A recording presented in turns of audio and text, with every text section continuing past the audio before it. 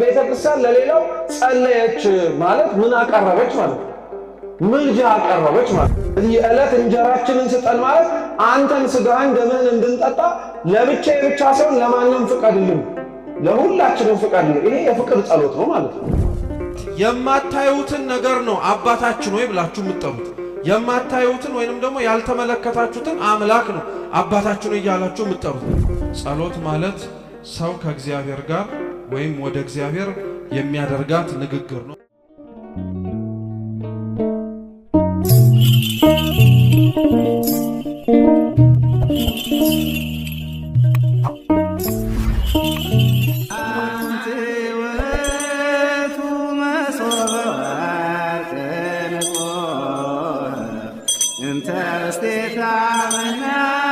በስመ አብ ወወልድ ወመንፈስ ቅዱስ አሐዱ አምላክ አሜን። የተወደዳችሁ የተከበራችሁ አባቶቻችን ካህናት፣ ወንድሞች ዲያቆናት፣ ሊቃውንተ ቤተ ክርስቲያን፣ መምህራን፣ ምእመናት እንዲሁም የሰንበት ትምህርት ቤት መዘምራንና መዘምራት በወደደን ባከበረን በአምላካችን ፍጹም ሰላም እንደምን አመሻችሁ፣ እንደምን ዋላችሁ፣ እንደምን እስከ ሰዓት ደረሳችሁ። አሜን። በቸርነቱና በምሕረቱ የጠበቀን በእድሜያችን ሌችን ሰዓት የጨመረልን በፊቱ ያሳየነውን የእምነት ማነስ የምግባር ጉድለት ሳይመለከት በደጁ እንድንሰበሰብ የረዳን ያልከለከለን አምላካችን ስሙ የተመሰገነ ይሁን። ለዛሬ የምንማርበት ደግሞ የሥርዓተ ቤተ ክርስቲያን ርዕስ የሚሆነን ሥርዓተ ጸሎት ነው። ዛሬ ስለ ጸሎት ነው የምንማረው።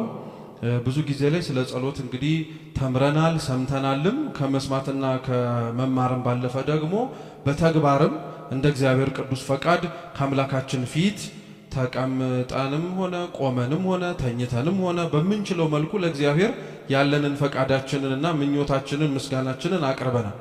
የዛሬው የትምህርታችን ዋነኛ ዓላማ የሚሆነው አንደኛ ስለ ጸሎት ምንነት እንማራለን። ሁለተኛ በጸሎት ውስጥ ሊደረጉ የሚገቡ ዝግጅቶችን እንመለከታለን። ሶስተኛው የሚጸለዩ ጸሎቶችን እንመለከታለን። አራተኛው የጸሎት ሰዓታትን እንመለከታለን። አምስተኛው ደግሞ በጥቅሉ አንድ ክርስቲያን የጸሎት ሕይወቱ ምን መምሰል እንዳለበትና ወደ ምን ማደግ እንዳለበት ለመማር ነው የምንሞክረው። አምላካችን ቅዱስ እግዚአብሔር እንዲያስተምረን፣ እንዲመክረን፣ እንዲገስጸን ቅዱስ ፈቃዱ ይሁንልን። ከምንነቱ እንጀምር። ጸሎት ማለት ምን ማለት ነው የሚለውን ማለት ነው። ጸሎት የሥርዓት መጽሐፋችን የሆነው ፍትሐ ነገሥት ተብሎ የሚጠራው መጽሐፍ ማለት ነው። አንቀጽ 14 ላይ ጸሎትን እንዲህ አድርጎ ነው የሚተረጉመው። ጸሎት ማለት ሰው ከእግዚአብሔር ጋር ወይም ወደ እግዚአብሔር የሚያደርጋት ንግግር ነው ብሎ ነው። እስኪ ጸሎት ማለት በሉ። ሰው ከእግዚአብሔር ጋር ወደ እግዚአብሔር የሚያደርጋት ንግግር ናት። አዎ፣ በዚህ ቃል በቃል ትርጉሙ ወይንም ደግሞ ቃል በቃል ስለ ጸሎት ምንነት ስንጠየቅ የምንመልሰው መልስ ይህንን ነው። ጸሎት ማለት ሰው ከእግዚአብሔር ጋር አንድም ወደ እግዚአብሔር የሚያደርጋት ንግግር ናት ማለት ነው። ከእግዚአብሔር ጋር ሲባል የሚያወራውን የሚያናግረውን አካል ለማመላከት የምንጠቀመው ነው። ወደ እግዚአብሔር የሚያደርጋት ንግግር ሲሆን ደግሞ አድራሻው የጸሎቱ ፍጻሜ ማን ጋር እንደሆነ ለማጠየቅ። ግልጽ ነው? ገብቷችኋል? ጸሎት ማለት ከእግዚአብሔር ሲሆን የምታናግሩት ማንን እንደሆነ ለማወቅ ነው። ወደ እግዚአብሔር ሲሆን ደግሞ የምንጸልየው ጸሎት አድራሻው መዳረሻው የት እንደሆነ ለማጠየቅ የምንመልሰው መልስ ነው። ይህንኑ ፍትሐ ነገሥት ግን የሰጠውን ትርጓሜ የፍትሐ ነገሥት ሥርዓት መነሻ ደግሞ የሆነው መጽሐፍ ቅዱስም ላይም ጭምር አንደኛ ዮሐንስ መልእክት ምዕራፍ 5 ቁጥር 14 ላይ እናገኘዋለን። ቅዱስ ዮሐንስ ወንጌላዊ በዚህ መልእክቱ ላይ ስለ ጸሎት ምንነት ብቻ ሳይሆን ጸሎትን ክርስቲያኖች እንዴት አድርገው መረዳት እንዳለባቸውም ጭምር እንዲህ ብሎ ይናገራል።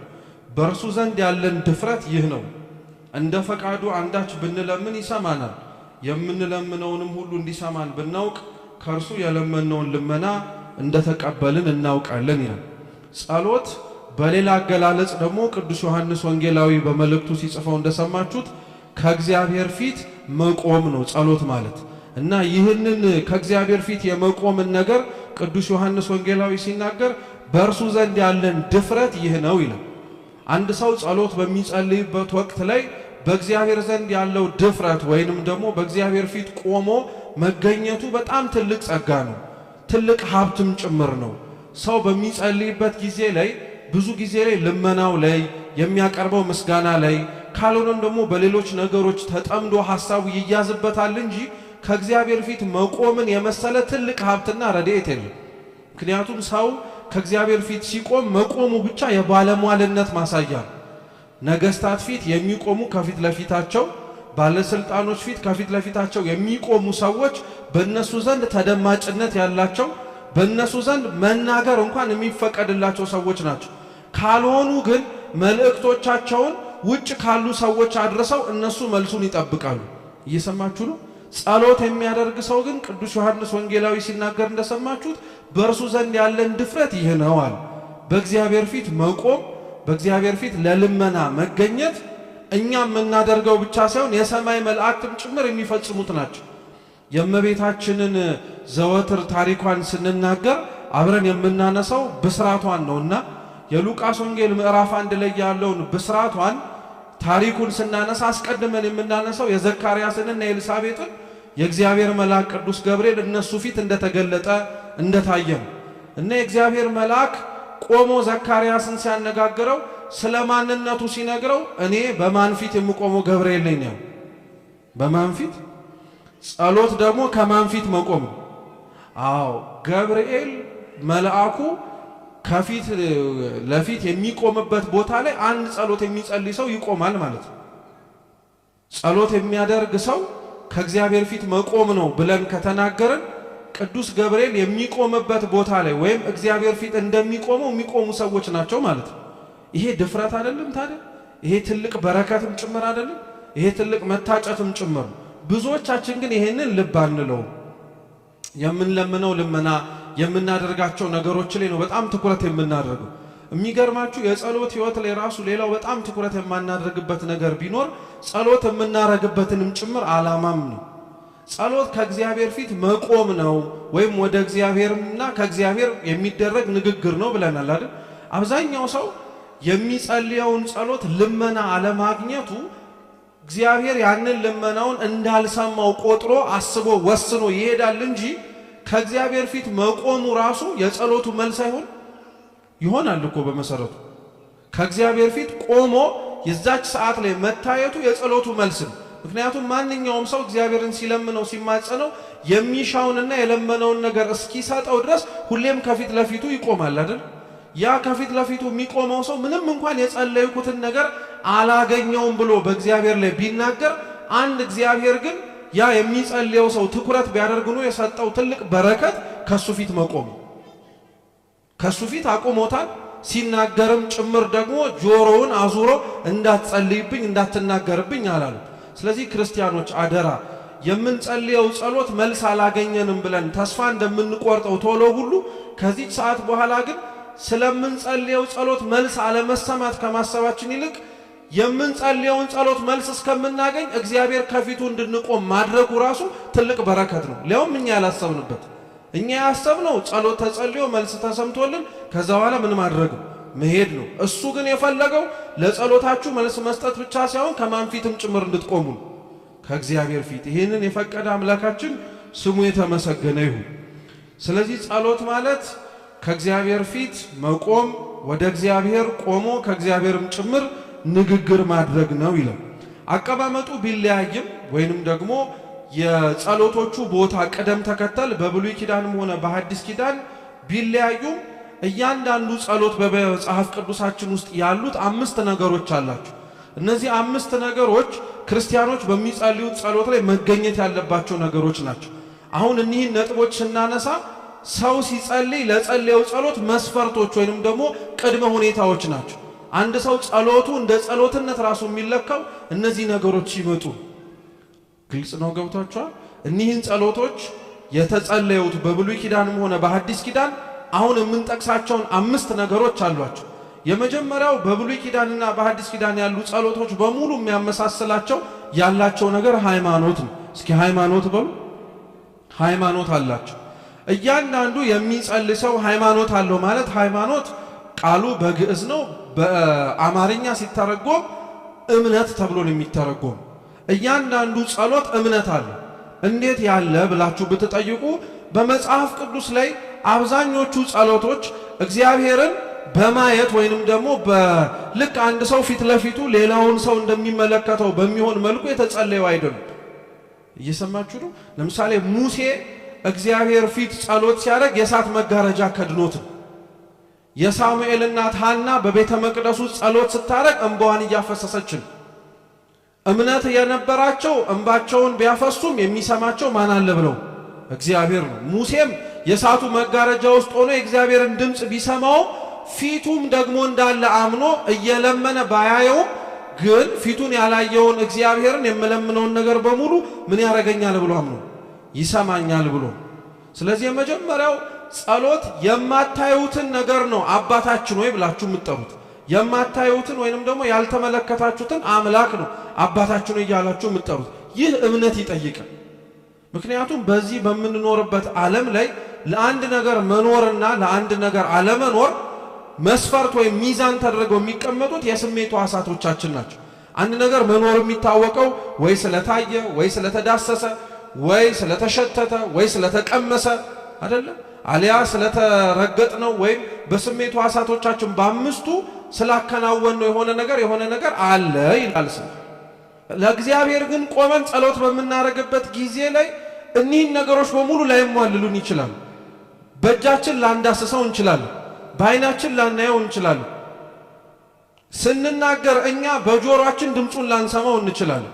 በእግራችን ተራምደን የረገጥናት ቤተ ክርስቲያን እንኳን የሰማይ ደጅ ሆና ላትታየን ትችላለች በዓይነ ሥጋ። ግን ይሄ ሁሉ ይሆናል ብሎ መቀበል እምነት ነው።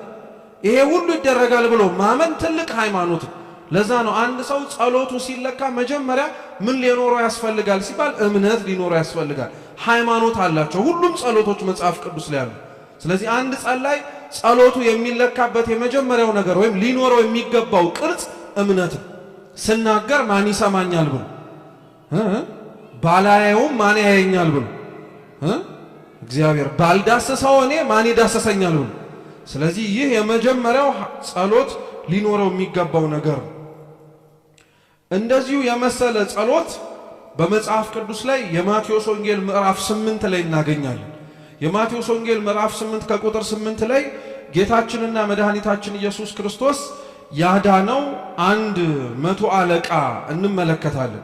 ያ 100 አለቃ አምላካችንና መድኃኒታችን ኢየሱስ ክርስቶስ ልጁ እንደታመመበት በሰማበት ወቅት ላይ ልጁን እንዲያድንለት ወደ ቤቱ እንዲወስደው ነገሩ። ያ 100 አለቃ ደግሞ ለአምላካችን ምን ብሎ መለሰለት? ጌታ ሆይ አንተ ከቤቴ ጠፈር በታች ልትገባ አይገባኝም። እኔ መኮንን ነኝ፣ አለቃ ነኝ። የልቤን ፈቃድ እኔ ሳልሄድ አሽከሮቼን የሚያገለግሉኝን አገልጋዮችን ሂዱና አድርጉት ብላቸው ያደርጉታል። አንተም ቃል ተናገር ልጄ ይፈወሳል አለ። ጌታችን ኢየሱስ ክርስቶስም ተናገረው፣ እውነት እውነት እላችኋለሁ በእስራኤል ወገን እንደዚህ ያለ እምነት አይቼ አላውቅም። ልጅ ተፈውሶልሃል ሂድ አለው። ወደ ቤቱ ሲገባ ክርስቶስ ሳይመጣ ያቺ ልጅ ያለችበት ቤት ላይ ሳይገባ ትፈወሳለች ብሎ ትፈወስ ያለው ቃል ልጅቷን ፈውሷት እንመለከታለን።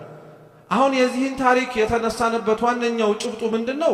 ይህ 100 አለቃ ክርስቶስን አይቶት ነው ቃል ተናገር ልጄ ምን ያደርጋል። አሁን እኛ ሳናየው ደግሞ ምን ተናገር እንለዋለን? የሐዲስ ኪዳን ምእመናን በተለይ ከክርስቶስ እርገት በኋላ ያሉት እምነታቸው ከ100 አለቃው በላይ ይበልጥ። 100 አለቃው አይቶት ነው ቃል ተናገር ልጄ ይፈወሳል። እኛ ሳናየው ሳንመለከተው ግን እግዚአብሔር ቢናገር ይህ የነገርኩትን ነገር ይሁን ቢል ምን ያደርጋል እንላለን? ይሆናል ይደረጋል እንላለን። ስለዚህ እምነት ትልቅ ነገር ነው። በጸሎት ውስጥ መካተት አለበት የምንለው አንደኛ ነጥብ። ሁለተኛው ተስፋ ነው። እስቲ ተስፋ በሉ። መዳናችን የተፈጸመው በተስፋ ነው። የምንኖረውም ጭምር በተስፋ ነው። ክርስትና ነው። መዳናችን የተፈጸመው በተስፋ ነው ማለት ጌታችን ኢየሱስ ክርስቶስ ያጠፋነውን ጥፋት በበደልን ወቅት ላይ ሊያድነን ይችል ነበር፣ ግን አላዳነንም። ላጠፋነው ጥፋት ዋጋ መክፈል እንዳለ እንድናውቀው ማለት ነው። ብዙ ሰው ይጠይቃል፣ አብዛኛውን ሰውም ጭምር ጌታችን ወይም ልዑል እግዚአብሔር ማለት ነው ለምንድን ነው አዳምና ሔዋን በበደሉበት ቅጽበት ላይ በድለንሃል ብለው በተናገሩበት ወቅት ላይ ልመናቸውን ሰምቶ ያልማራቸው የሚል ጥያቄ ሰምታችሁ አታውቁ? ያልማራቸው ይቅር ያላላቸው እግዚአብሔር ይቅር ባይ ሳይሆን ቀርቶ አይደለም፣ ግን ያጠፉት ጥፋት ዋጋ እንደሚያስከፍል እንድናውቀው። ለዛ ነው ክርስቶስ አምላካችን አሁን የምንጸልየውን ጸሎት እየሰማን ዝም የሚለን ኃጢአት ያስከፈለችንን ዋጋ እንድናውቀው። ኃጢአት ሳንሰራ ብንለምነው የልባችንን መሻት እንደሚሰጠን እናውቃለን እናምናለንም ጭምር። ኃጢአት ሰርተን ደግሞ ስንናገረው እየሰማ ዝም የሚለን የሰራችሁት ኃጢአት ዋጋ እንዴት እንደሚያስከፍላችሁ ተመልከቱት ለማለት ነው። ልክ አዳምና ሔዋንን አስቀድሞ በደሉን ከመስራታቸው በፊት ልመናቸውን ሁሉ ይሰማ ነበር። በደሉን ከሰሩት በኋላ ግን ማረን ሲሉት ከ5500 ዘመን በኋላ ከልጅ ልጃችሁ ተወልጄ ምን አረጋችኋለሁ? አድናችኋለሁ። ተስፋን የሰጣቸው ማለት ነው። እንደሚያድናቸው ነገራቸው። እኛም ጸሎት ስንጸልይ ተስፋ ያስፈልገን። ስለተናገርን ለምን በቅጽበት አልሆነልንም አንልም። ተስፋ ይፈልጋል ጸሎት። ሁለተኛው የዳነው በተስፋ ብቻ ሳይሆን የምንጠብቀውና የምንኖረው በተስፋ ነው። ከኛ መካከል እግዚአብሔር ቢፈቅድ ከሞትን በኋላ የት እንገባለን ብለን የምንኖረው መቼም ሲኦል አይደለም አይደል? እግዚአብሔር ቢፈቅድ የት እንገባለን ብለን እስኪ መንግስተ ሰማያት ነው። መንግስተ ሰማያት እንገባለን ብሎ መኖር ህልም ነው ወይስ ተስፋ ነው? ተስፋ ነው። እግዚአብሔርም ሰጥቶናል ይህንንም ተስፋም ጭምር። ጸሎት ብቻ ሳይሆን ግን ተስፋ የሚያስፈልገው ክርስቲያኖች ሃይማኖትም ጭምር። ሃይማኖት ቅዱስ ጳውሎስ የዕብራውያን መልእክቱ ላይ ሲናገር ይላል ተስፋ ለሚያደርጓት ጥይቅት ናት ይላል፣ የተረዳች ናት ይላል።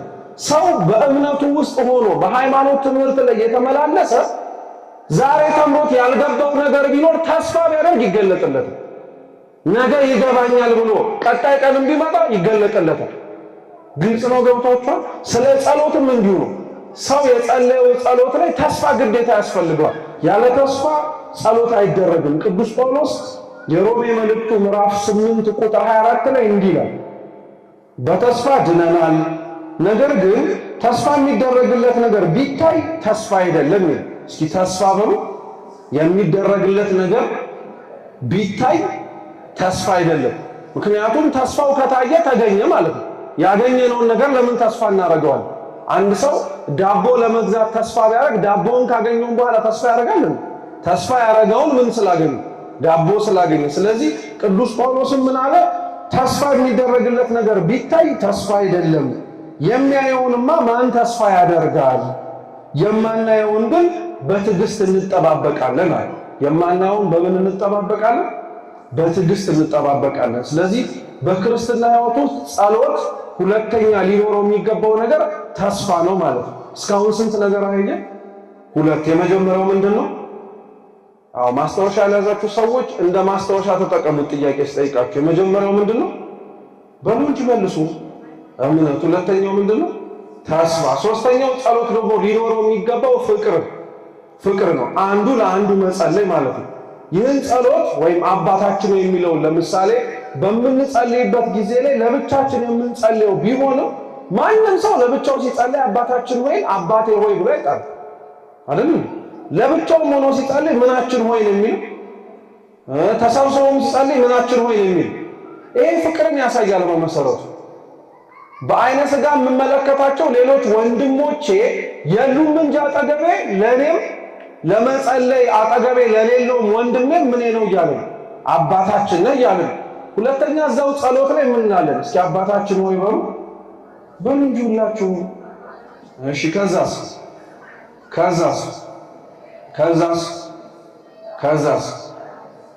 እሺ ከዛስ ድገሙት ጮክ ብላችሁ የዕለት ምናችንን እየለመናችሁ ወይም እየለመንን ያለነው ለብቻችን ብንሆንም እየጠየቅን ያለነው ግን እግዚአብሔር እንዲሰጠን ለኛ ብቻ ሳይሆን የዕለት ምናችንን ያለ ለሌላውም እንጀራ ሰጠው እያሉ።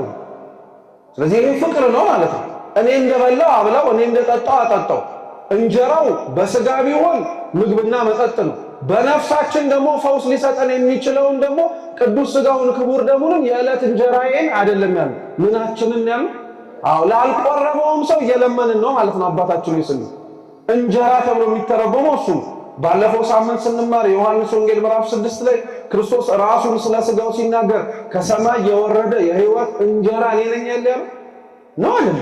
ስለዚህ የዕለት እንጀራችንን ስጠን ማለት አንተን ስጋህን ደምህን እንድንጠጣ ለብቻዬ ብቻ ሳይሆን ለማንም ፍቀድልን፣ ለሁላችንም ፍቀድልን። ይሄ የፍቅር ጸሎት ነው ማለት ነው። እኛ የምንፈልገውን አይደለ ለምንወደው ሰው የምናረገው፣ እኛ ደስ ያሰኘንን አይደለ የምናረገው። ፍቅር ማለት እኮ ይሄ ነው። ፍቅር ሰጥቶ መቀበል ብቻ አይደለም፣ ያለ መቀበል ውስጥ ያለ መስጠት ነው። እግዚአብሔር ፍቅሩን ሲገልጽልን ለኛ ከኛ የተቀበለው ምን አለ? ምንም እኮ የለም። ቸር ነው፣ እንዲሁ ነው የሰጠው። የሚወድ ሰውም እንዲሁ ጸሎቱ ላይ ፍቅር ሊኖር ያስፈልጋል። ማለት ለሌላው የምንጸልየው የሆነ ነገር ስላደረገልን አይደለም። ለሌላው የምንጸልየው ፍቅር ስላለን ነው። ክርስቲያኖች የፍቅር አምላክን ብቻ ሳይሆን የሚያመልኩት እነሱም ፍቅር መሆን አለባቸው። ሶስተኛው ፍቅር ነው። አራተኛው ጸሎት ኑዛዜ ይፈልጋል። እስኪ ኑዛዜ በሉ። ኑዛዜ ወይንም ደግሞ በእንግሊዝኛው ኮንፌሽን ማለት ነው። ኃጢአትን እንዲህ ነው ብሎ መናገር ይፈልጋል። ደግሞ በጸሎት ውስጥ ወይም በቤተ ክርስቲያን ውስጥ 3 ኑዛዜዎች አሉ በውስጥ አዋቂነት። አንደኛው አንድ ሰው ጸሎት ሲያደርግ ኑዛዜውን ቀጥታ ለእግዚአብሔር ሊናገር ይችላል። ወይም ለራሳችንና ለብቻችን የምናደርገው መናዘዝ አለ። ለምሳሌ ወንድሙ አቤልን በገደለው ጊዜ ላይ ቃየል ለብቻው አይደል የተናዘዘው? ነው አይደለም? ነው። ቃየል ለብቻው ነው የተናዘዘው። ኃጢአት መበደሉን ያመነው ወንድሙን እንደገደለ ያመነው በሱ ነው። የቃየልና የአቤል አባት የሆነው አዳምም ኦሪት ዘፍጥረት ምዕራፍ 3 ላይ አትብላ የተባለውን በበላ ጊዜ ላይ የተናዘዘው ለማን ነው? ደከማችሁ ለብቻው አይደል የተናዘዘው? ለብቻው ማለት እግዚአብሔር ብቻ አይደል የሰማው? ደክሟችኋል እናቁም። በዚህማ አይሆንም። በደንብ ነቃ ብላችሁ መስማት አለባችሁ። ብቻውን የተናዘዘው አይደለም። ስለዚህ አንድ ሰው ጸሎት በሚያደርግበት ጊዜ ላይ አቤቱ የበደልኩትን ይቅር በለኝ ሲል ለሁሉም እየዞረን የሚናገረው አይደለም። ለብቻው የሚያደርገው ኑዛዜ ነው። እግዚአብሔር እንደሚሰማው፣ እግዚአብሔር እንደሚያየው፣ እግዚአብሔር የሰራውን በደል እንደሚያውቅ አምኖ ለብቻ የሚደረግ ወይም ደግሞ ለራሳችን ለብቻችን የምናደርገው ኑዛዜ አለ። አዳም በደልኩኝ እንዳለው ቃየልም ወንድሙን መግደሉን እንዳመነው ማለት ነው። ሁለተኛው ደግሞ በህብረት የሚደረግ ኑዛዜ አለ። ህዝቡ አንድ ሆኖ በእግዚአብሔር ፊት የሚያቀርበው ኑዛዜ ማለት ነው። እንዲህ አይነቱ ኑዛዜ አባታችን ሆይ ይላል፣ በደላችንን ሁሉ ምን በለው። ስለዚህ ይሄ ሁሉ ህዝቡ በአንድነት የሚያደርገው ኑዛዜ፣ ሁላችንም ተሰብስበን ጸሎት ስናደርግ በአንድነት እንናዘዛለን። መጽሐፍ ቅዱስ ላይም አለ በአንድነት የተደረገ ስለ ኃጢአት የቀረበ ኑዛዜ። መጽሐፈ ነህምያ ምዕራፍ 9 ቁጥር 1 ላይ ታገኙታላችሁ። ህዝቡ ሁሉ በእግዚአብሔር ፊት በአንድነት ያቀረበው ኑዛዜ በድለናል፣ አጥፍተናል ብለው ሲናገሩ። ሶስተኛው ደግሞ ኑዛዜ በጣም የሚገርማችሁ ስለ ወገንና ስለ ሀገር የሚደረግ ኑዛዜ አለ። ስለምንና ስለምን አልኳት? ስለ ወገንና ስለ ሀገር የሚደረግ ኑዛዜ አለ። በሀገር በወገን መቅሰፍት ሲመጣ ነቢያት በእግዚአብሔር ፊት ይቆሙና ስለ ህዝቡ ራሳቸውን አሳልፈው እስከ መስጠት ዋጋ የሚያስከፍል ኑዛዜ ይቀርባሉ። ለምሳሌ ሙሴና አሮን ኦሪት ዘጸአት ምዕራፍ 17 ላይ አምላካችን ልዑል እግዚአብሔር ህዝቡን ሊያጠፋ ነው ሲል ህዝቡን ከምታጠፋ ማንን አጥፋ ለሙሴ? ይሄ ስለ ሀገርና ስለ ወገን የሚቀርብ ኑዛዜ ነው። ስለ ሀገርና ስለ ወገን የሚቀርብ ማራቸው የሚል ጥሪ። ስለዚህ አንድ ሰው ጸሎት ሲጸልይ ክርስቲያኖች ቢያንስ ጸሎቱ ሃይማኖት፣ እምነት ሊኖረው ያስፈልጋል። ተስፋ ሊኖረው ያስፈልጋል። ፍቅር ሊኖረው ያስፈልጋል። በመጨረሻም ደግሞ ኑዛዜ ያስፈልገዋል። ተአምኖ ተሃጣው ማለት ነው። አምስተኛውና የመጨረሻው አንድ ጸሎት ሊኖረው የሚያስፈልገው ደግሞ ምልጃ ነው። ምን አልኳችሁ? ምልጃ፣ ስለሌላው መነመን።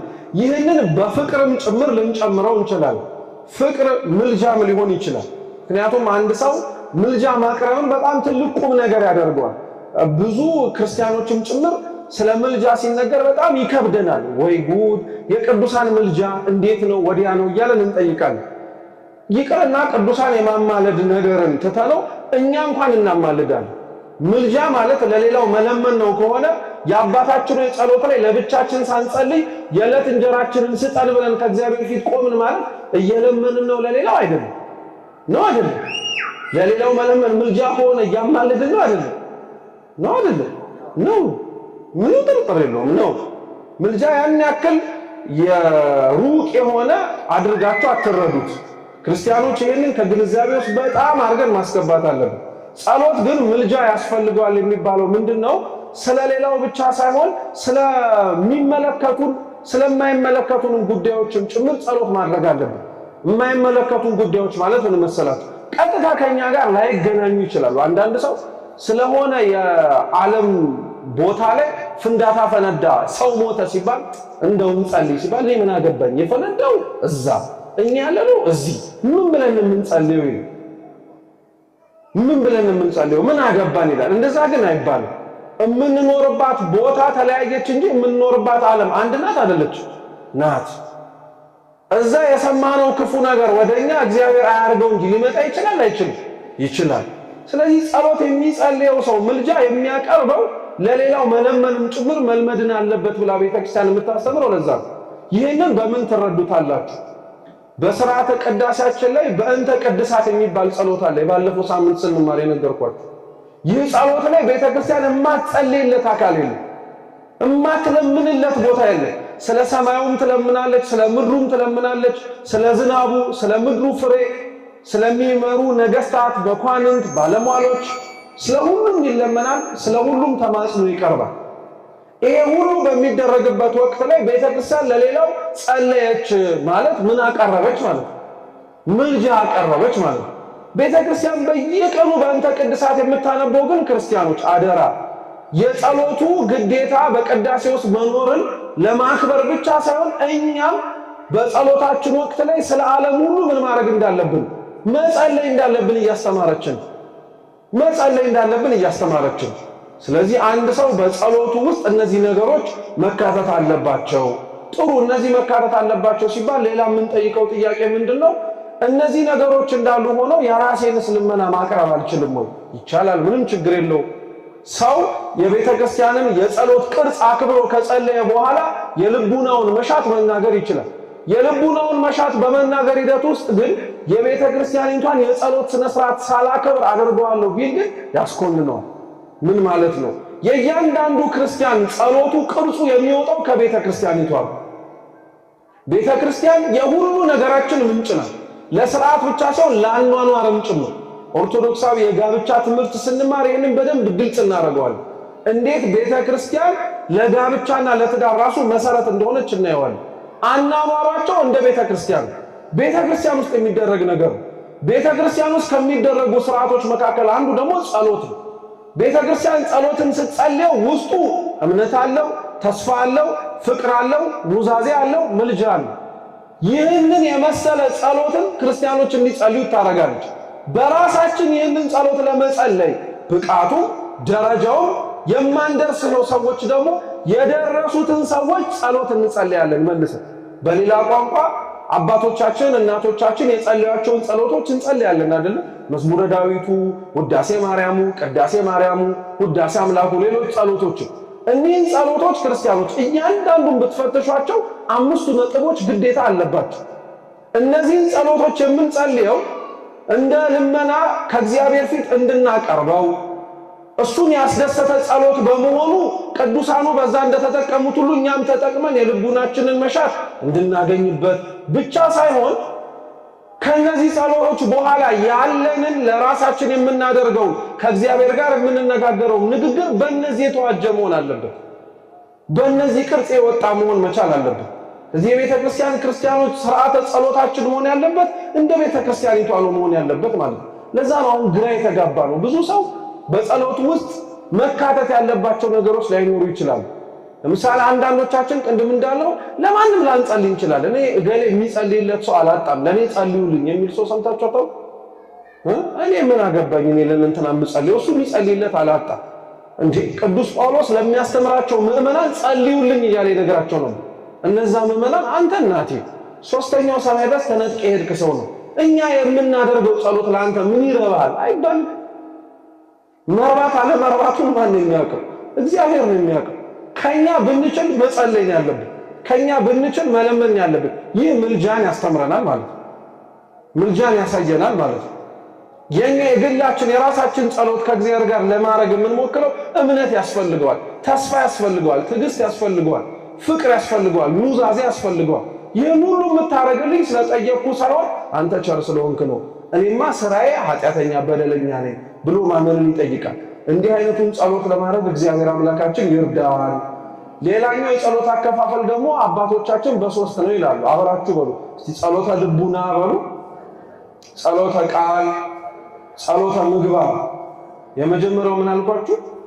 ጸሎተ ልቡና የሚባለው አንደኛ ቆሮንቶስ ምዕራፍ 14 ቁጥር 15 ላይ ያለው ዝንጋዬ የሌለበት የተደሞ ጸሎት ነው።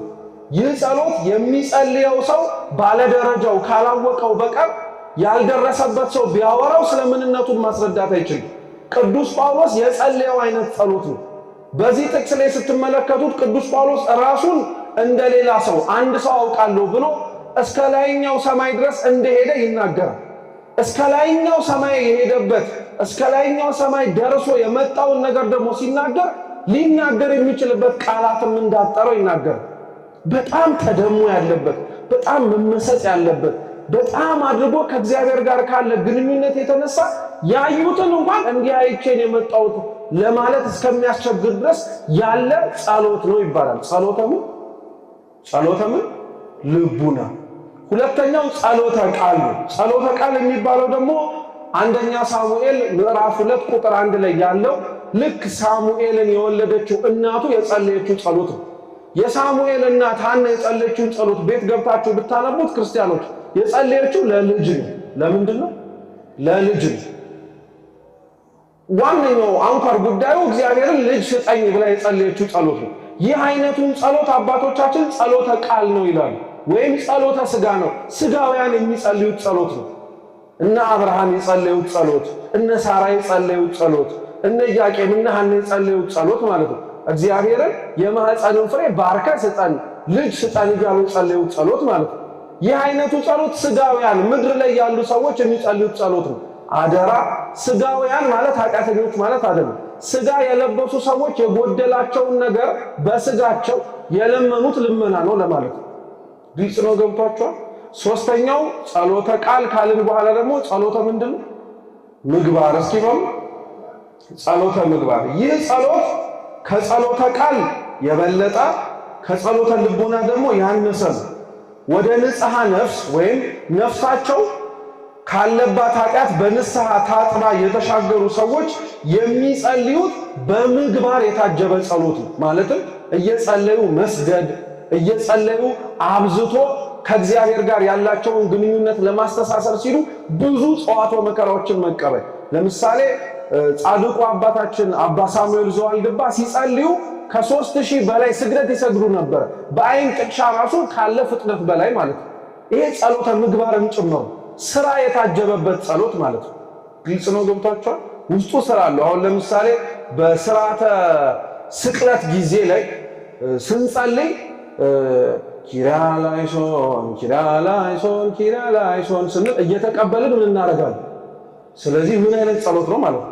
ጸሎተ ምግባር ነው ማለት ነው። እንደው ለምሳሌ ምግባር ያለው ጸሎት ለማለት ነው እንጂ ያው የምንሰግደው በሙሉ ንጽሐ ነፍስ ላይ ደርሰን ነው ለማለት አይደለም። እሱን የሚያውቀው እግዚአብሔር ስለሆነ፣ ግን በምግባር የታጀበ ጸሎት ነው። ይህን ጸሎት ደግሞ ጸሎተ ነፍስ ነው ብለው ነው የሚጠሩት ራሱ አባቶቻችን። ይህን አከፋፈል ያወጡት በመነኮሳት መጽሐፍት ውስጥ የሚታወቀው ማር ይስሐቅ ነው። በረከቱ ለሁላችን ትድረሰን። ስለዚህ ጸሎት አከፋፈሉ እንዲህ ከሆነ የሚጸለዩ ጊዜያትን ደግሞ ወደ ማየት እንምጣ። እያንዳንዱን የጸሎት ጊዜ ከምንጸልይበት ምክንያት ጋር ነው እየዘረዘርን ለማየት የምንሞክር። ለምን አስፈለገ ብንል አንደኛ የጸሎት ጊዜያትን ባለማወቃችን የማንጸልይ ሰዎች ልንኖር ስለምንችል፣ ሁለተኛው ደግሞ የጸሎት ጊዜያቱን አውቀናቸው ተመስጦ የሌለን ሰዎች ደግሞ ልንኖር እንችላለን። ሰዓቱን እናውቀዋለን፣ ስንጸልየው ግን እንደው መጸለይ ስላለበት ግዴታ ስለሆነበት የሚጸልየው ነው እንጂ በዛ ውስጥ ተመስጦ ስላጣ የሚሰቃይ ደግሞ ክርስቲያን ይኖራል። እንደው ጸሎትን እኮ ጸልየዋለሁ ግን ውስጤ ተመስጦ የለም፣ በቃ እንዲሁ ዝም ብሎ መቼ ጀምሬ መቼ እንደጨረስኩት አላውቅም የሚል ሰው ገጥሟቸዋል። እንዲህ አይነት ሰዎች ከዚህ ችግራቸው ከሚላቀቁበት መንገድ መካከል አንደኛው የሚጸልዩበትን መጽሐፍ ከሆነ ስለ መጽሐፉ ስለሚጸልዩት ጸሎት ምንነት በማወቅ። ለዛ ነው ቤተክርስቲያን እኮ ፍልሰታ ጾም ላይ ውዳሴ ማርያም ስለምንጸልይ ውዳሴ ማርያም ትርጓሜ ታስተምራለች። ስንጸልየው የምንጸልየውን ቃል ምንነቱን እያወቅነው እንድንረዳ። ቅዳሴ ማርያምን ከማስቀደሳችን በፊት ቅዳሴው ሲተረጎም እንሰማለን። ለምን? ቅዳሴው ሲቀደስ ካህኑ ገጸ ምንባቡን አንብቦት ከማለፍ ባለፈ የሚሰማው ሰው ተመስጦ እንዲኖረው፣ ለካ እንዲህ ሲል እንዲህ ሊል ፈልጎ ነው እንዲል ማለት ነው። ግልጽ ነው? ገብቷችኋል? ስለዚህ በዚህ ምክንያት አንድ ሰው ጸሎቱ በተመስጦ እንዲሆንለት የሚጸለይበት ሰዓታት ላይ ምን ማወቅ እንዳለበት ይጠቅማል።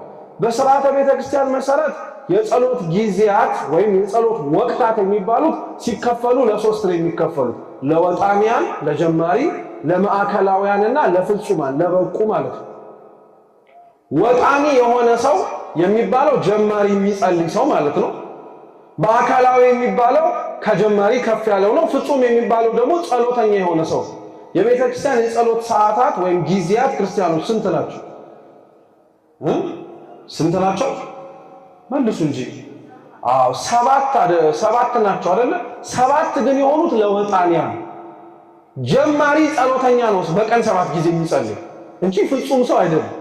አሁን እኛ በቀን 7 ጊዜ መጸለይ የፍጹማን ነው ያለ የሚመስለው። በቃ የበቃ ሰው ነው በቀን 7 የሚጸልየው። አንተማ በቅተሃል እንላለን። 7 የሚጸልየው ሰው እያየን ማለት አይደለም። ይህ ለወጣኒያን ለጀማሪያን።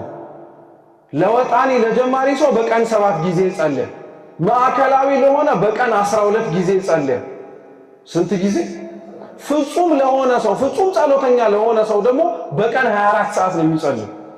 አይተኛም ማለት ነው። አሁን እና አቡነ ተክለ ሃይማኖት እና አቡነ ገብረ መንፈስ ቅዱስ እና አባ ሳሙኤል እና ቅዱስ ክርስቶስ ሰብራ ሌሎችም ጻድቃን ሰማዕታት፣ ደናግላል፣ መነኮሳት ከእግዚአብሔር ጋር ፍጹም ጸሎተኛ ናቸው ማለት 24 ሰዓት ልባቸው ከእግዚአብሔር ያልተለየ ነው ማለት ነው።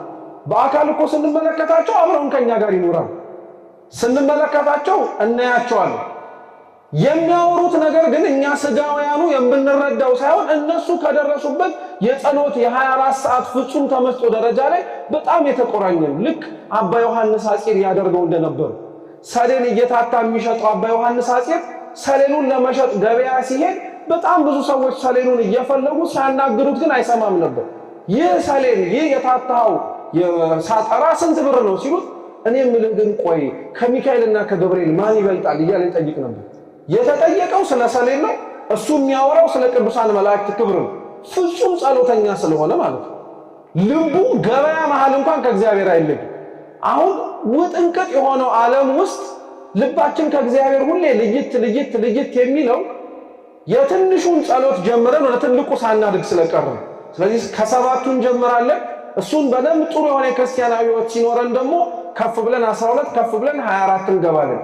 ይህ ሁሉ ግን ክርስቲያኖች አደራ በምክረ ካህን መታገዝ አለበት። በምን አልኳችሁ? አዎ የነፍስ አባቶቻችን የክርስቲያናዊ ሕይወት እንቅስቃሴዎቻችንን ማወቅ ስላለባቸው ማለት ነው። የነፍስ ስዩማን ሀብታ ስልጣን የተሰጣቸው አይደሉ በእኛ ላይ። ይሄንን ምንም አይነት ነገር ሲደረግ 7ቱን የጸሎት ሰዓታት ልጀምር አስቤያለሁ አባቴ ምን ይመክሩኛል ተብሎ ይጠየቅ። ይሄ ልምድ ብናደርገው ጥሩ። እያንዳንዱን የጸሎት ሰዓት እና ውስጡ ስንጸልይ ምን እንደተከናወኑባቸው ደግሞ አንድ በአንድ እንመልከት። የመጀመሪያው ከ7ቱ ጸሎቶች መካከል የመጀመሪያው ጸሎተ ነግ ወይም የማለዳ ጸሎት። እስኪ ማለዳ ጸሎት በሉ። ሲነጋ የምንጸልየው ጸሎት ማለት ነው። ይህን ጸሎት የምንጸልየው በ4 ምክንያት ነው።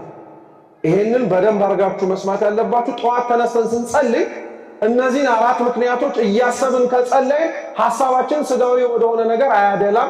መንፈሳዊ የሆነው ነገር ላይ ግን ተጣብቆ እንዲቀር ለማድረግ ነው። አንደኛው የማለዳ ጸሎት የሚጸልየው ጽልመተ ሌሊቱን አርቀህ የጠዋቱን የማለዳ ብርሃን እንድናይ ስለፈቀድክልን እናመሰግናለን ለማለት ነው። ምን እናረጋለን?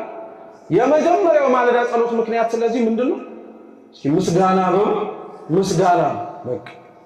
ከዛ ቀጥሎ ምን አለ?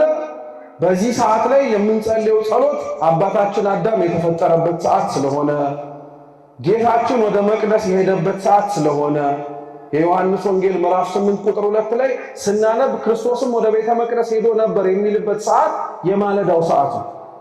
አራተኛው ደግሞ ጌታችን በጲላጦስ ፊት ተከሶ የቆመባት ሰዓት ናት። ይቺ ሰዓት ጠዋት ተነስተን የምንጸልያት ጸሎት ማለት ነው። በዙፋኑ ከሚቆሙ ቅዱሳን መላእክት ጋር የሚመሰገነው ጌታችን ኢየሱስ ክርስቶስ ስለኛ ሲል ግን በጲላጦስ ፊት መቆሙን በዛች ሰዓት እያሰብን እንጸልያለን። ይህ ጸሎት የመቼው ጸሎት ነው? የቱ? የማለዳው። ሁለተኛው የጸሎት ሰዓት የሰለፍት ጸሎት ነው ወይም የ3 ሰዓት ጸሎት። እኒህ ጸሎት ደግሞ የምንጸልየው ምንን እያሰብን ነው? አንደኛ በጥንተ ተፈጥሮ እናታችን ሔዋን ከአባታችን አዳም ጎን የተገኘችበት ሰዓት 3 ሰዓት ነው። ሁለተኛው ነቢዩ ዳንኤል ትንቢተ ዳንኤል ምዕራፍ 6 ቁጥር 10 ላይ በአናብስት ጉድጓድ በተጣለበት ወቅት ላይ የጸለየው የጸሎት ሰዓት 3 ሰዓት ነው። ሶስተኛው ደግሞ እመቤታችን ቅድስት ንጽሕት ድንግል ማርያም የጌታችን የመድኃኒታችን ኢየሱስ ክርስቶስን ልደት መወለድ ብስራት የሰማችበት ሰዓት የቀኑ 3 ሰዓት ጸሎት ነው። ግልጽ ነው። አዎ ይህ ጸሎት በጣም ትልቅ ጸሎት ነው። ለምን መሰላችሁ? የ3 ሰዓት ጸሎት ትልቅ ጸሎት ነው የሚባለው። ጸሎትን የቀየረ ጸሎት ነው። እስቲ ጸሎትን በሉ የቀየረ ጸሎት። አዎ የእመቤታችን ጸሎት እግዚአብሔር ፊት ሆና እንደ ባሪያው መመኘ ሆና ለመኖር ነው። አገልጋይ ሆና መመኘቷ ነው የእሷ ትልቋ ጸሎት የነበረው። እግዚአብሔር ግን ባሪያው ልትሆን የፈለገችውን እመቤታችንን እናቱ አረጋት። ስለዚህ የእሷን ጸሎት ቀይሮታል አልቀየረው? ስለዚህ በዛ ሰዓት ላይ እኛ የምንጸልየው ጸሎትን ይቀይረዋል አይቀይረው? እኛ ባሪያ ነን ስንል አይ ልጅ ነህ ይላል ማለት ነው። እኔ ይሄ አይሆንልኝም ሲል አይ ይሆንልሃል እኔ ያለው አይደል እንደ ጌታ ይላል ማለት ነው። ስለዚህ የ3 ሰዓቷ ጸሎት በእነዚህ ምክንያቶች ትጸልያለች ማለት ነው።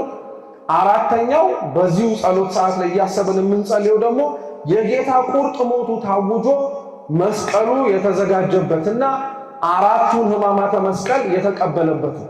በጌታችን የሥነ ስቅለት ጉዞ ላይ 13 ሕማማት ነው የተቀበሉ። በጠዋት የ3 ሰዓቱ ጸሎት በምንጸልይበት ጊዜ ላይ 4 ሕማማትን ተቀብሏል ስለኛ ሲል። አንደኛ የሾህ አክሊል የተደፋበት በዚህ ሰዓት ነው። የተገረፈው በዚህ ሰዓት ነው። በጥፊ የተመታው በዚህ ሰዓት ነው። በግንባሩ መሬት ላይ የወደቀው በዚህ ሰዓት ላይ ነው። ስለዚህ በዚህ ጸሎት ሰዓት ላይ በምንጸልይበት ወቅት ላይ በጣም የሚደንቀው ልክ የእመቤታችንን ጸሎት የጸለየችበት ጸሎትን የቀየረ ጸሎት ነው ይላል። ይህን ደግሞ እያሰብን ስንጸልይ ባለመፍረድ የሚጸለይ ጸሎት ነው። ክርስቶስ ሕማሙን ያሰቃዩት ለነበሩት ሰዎች አልፈረደባቸው። የሚያደርጉትን ያቁምና ምን በላቸው ነው የሚጸልይ ሰው በቀኑ 3 ሰዓት ላይ የበደሉትን ሰዎች ሳይፈርድባቸው ይጸልያል ማለት ነው። ግልጽ ነው። ጥሩ። አምስተኛው ደግሞ በ3 ሰዓት የምንጸልየው መንፈስ ቅዱስ የወረደበት ሰዓት ነው።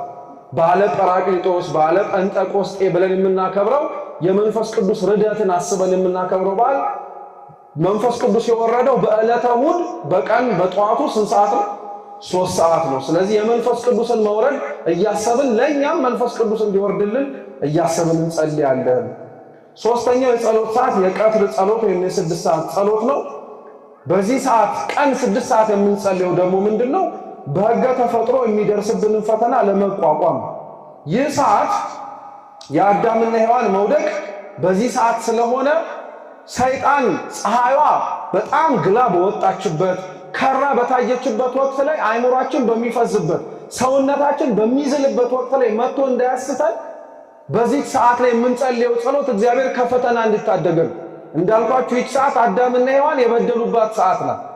ስለዚህ ያቺን ሰዓት እኛም ማስበን የምንጸልየው እነሱን በዛ ሰዓት ያሳሳታቸው እኛንም ስጋችን በደከመበት አይምሯችን በፈዘዘበት ፀሐዩ በጋለበት በዛ ወቅት ላይ ክፉ ነገር እንዳያሰራን ብለን እንጸልያለን። በዚህ ምክንያት ሁለተኛው የአዳም ውድቀት ሰዓት ስለሆነ አዳም የወደቀበት ዕፀ በለሷን ቀጥፎ በልቶ ከእግዚአብሔር የተለየበት ሰዓት ቢኖር ይቺ ሰዓት ስለሆነ እኛም እንዳንለይ እንጸልያለን ከእግዚአብሔር።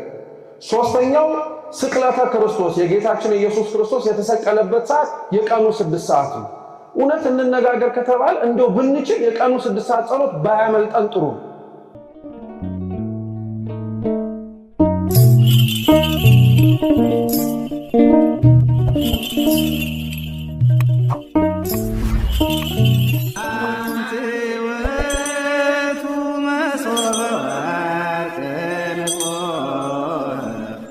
Testify